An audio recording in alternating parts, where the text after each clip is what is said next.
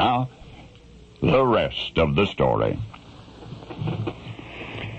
You will remember, of course, the strife-torn 60s when the South was so resentful and angry, but maybe you didn't know how angry. Well, how angry was it? The South was so vehement it sent an army of saboteurs to New York City to burn down the town. And here's how it happened. The almost destruction of New York City by fire. 8:43 p.m. It was a dark Friday evening. When the first fire alarm rang out, it was the St. James Hotel. Suddenly, with terrifying ubiquity, alarms sounded at a dozen other hotels. The Fifth Avenue, the United States, the St. Nicholas, the Hanford, then the Metropolitan. At 11 p.m., a fire was detected at the New England House. At midnight, the alarm brought firemen to Lovejoy's, then to Tammany, and to Belmont, and the Howard. As the alarm was sounding at the Fifth Avenue Hotel, caretakers at a nearby museum were trying to extinguish flames on a third-floor staircase. As word of fire swept the Lafarge house, the theater next door, hear this now, the theater next door broke off its performance, and an attempt was made to calm the audience.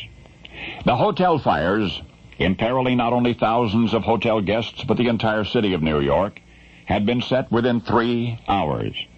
The target area was massive.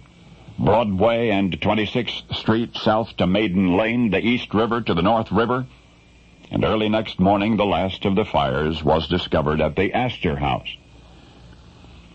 It had been obvious from the first that New York had fallen victim to an astonishing plot, a conspiracy to send her down in flames. The investigation was sweeping and immediate. On the night before, unidentified persons carrying black bags had entered the hotels, asked for rooms, signed the registers. Within 15 minutes, each man had emerged from his room, leaving word at the desk that he would return shortly, but none came back.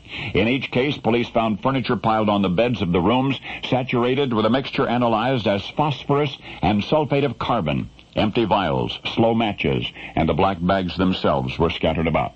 From an impossible list of 15,000 possibles, one suspect was apprehended, a guerrilla warrior named Robert Kennedy. No relation. This Robert Kennedy was from Louisiana. He and his mere 8 co-conspirators were angry Southerners, an unstable few, enraged over the actions of a Northern president. The Northerner president, Andrew Johnson. For you see, the almost destruction of New York City by fire took place more than 100 years ago. And what the great actor calmed the theater audience on that near-tragic night? Remember, a hotel is on fire next door, and a theater has to be emptied? The actor who stepped to the stage to keep the people calm was John Wilkes Booth, later to become Lincoln's assassin. But that's not the whole of it, for New York City would have, by all rights, should have burned down before dawn, except for an unprofessional oversight that the arsonists neglected to open the hotel room windows, so the phosphorus, starved for oxygen, instead of bursting into flame, only smoldered. And now you know the rest of the story.